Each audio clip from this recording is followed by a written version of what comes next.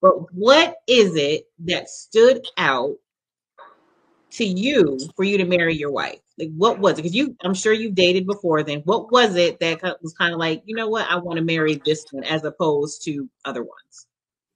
Um, Actually, there was I mean, it's a couple of things, but um, my wife has a really, she's a really down to earth person, has a really big heart, and is very family oriented, so that helped.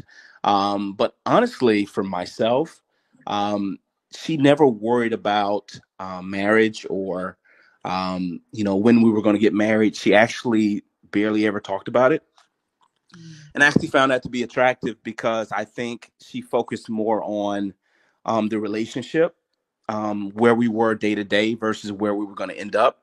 And so it actually never actually came up. It was just something that we naturally, organically grew into that point. So that was refreshing for me because I think a lot of times women, after a set amount of time, maybe after a year, they automatically shift into the conversation, and I think at the end of the day, if a man really cares about you, you'll know it. I think if a man really wants to take that next step with you, you're going to know it. You're going to see it from how he's talking to you, his actions. And it's not anything that you have to necessarily have those conversations.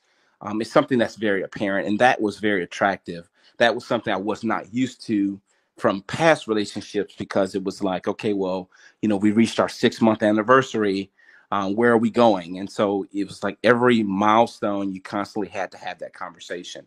So that was something that was I found to be refreshing, actually, for me.